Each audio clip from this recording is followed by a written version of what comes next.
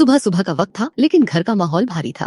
रसोई में सौतेली माँ माया अपने सौतेले बेटे आर्यन पर बुरी तरह चिल्ला रही थी। विवाद की वजह वो तस्वीर थी जिसे आर्यन की सगी माँ की आखिरी निशानी माना जाता था। माया ने उस तस्वीर को किसी पुराने कचरे की तरह एक कबाड़ वाले डिब्बे में फेंक दिया था। आर्यन हमेशा की तरह काम पर जाने के लिए तैयार हुआ, लेकिन जैसे ही वो मुख्य दरवाजे पर पहुंचा, उसकी नजर जमीन पर रखे एक गत्ते के बक्से पर पड़ी। उसमें उसकी माँ की वही तस्वीर पड़ी थी जिसे वो बरसों से अपने सिरहाने रखता आया था। उसने उसे कभी वहाँ से नहीं हटाया था। उसे याद आया कि कल रात माया उसके कमरे में आई थी और कहने लगी थी कि वो कमरा थोड़ा साफ सुथरा करना चाहती है। आर्यन ने कभी सपने में भी नहीं सोचा था कि माया उसकी पीठ पीछे उसकी माँ की इकलौती तस्वीर इस तरह फेंक देगी। आर्यन के अंदर गुस्से का गुबार फूट पड़ा। वो सीधे माया के पास पहुंचा। माया ने बेपरवाही से हाथ में कॉफी का मग पकड़ा और तस्वीर को देखते हुए तिरस्कार से हंसी। माया ने ताना मारते हुए कहा, फेंक दी तो क्या हुआ? जो इंसान अब इस दुनिया में ही नहीं रहा, उसकी तस्वीर सहेज कर क्या फायदा? इस घर में तुम बाप बेटे मेरा दिया हुआ खाते हो, मेरे ही पैसों के कपड़े पहनते हो, और तुम्हारे पिता न बड़े पैसे कमा पाते हैं, न छोटा काम करने की उनकी नीयत है। बूढ़ा और जवान दोनों ही निकम्मे हैं। ऊपर से इस औरत की फोटो घर में सजा रखी है। तुम दोनों जानबूझकर मुझे नीचा दिखाना चाहते हो ना? मुझे ये सब देखना पसंद नहीं, इसलिए फेंक दिया। अब बोलो क्या कर लोगे? आर्यन ने खुद को शांत रखने की कोशिश की। उसने माया को समझाने का प्रयास किया कि पैसा कमाना इतना आसान नहीं है। उसने कहा कि वह और उसके पिता मेहनत तो करना चाहते हैं, लेकिन बाजार के हालात ठीक नहीं है। नया काम शुरू करना बहुत जोखिम भरा है, इसलिए फिलहाल नौकरी करना ही सबसे सुरक्षित रास्ता है। भले ही कमाई कम है, पर कम से कम घर में पैसा तो आ रहा है। लेकिन बहस करने का कोई फायदा नहीं था। अंत में आर्यन को अपनी बेबसी का एहसास हुआ। वो जानता था कि फिलहाल वो मजबूर है। उसने कड़वा घूंट पीकर अपनी हार मान ली और फीकी मुस्कान के साथ माया से कहा कि वो गुस्सा थूक दे। आर्यन चुपचाप अपनी माँ की तस्वीर उठाई और भारी मन से अपने कमरे की ओर चला गया।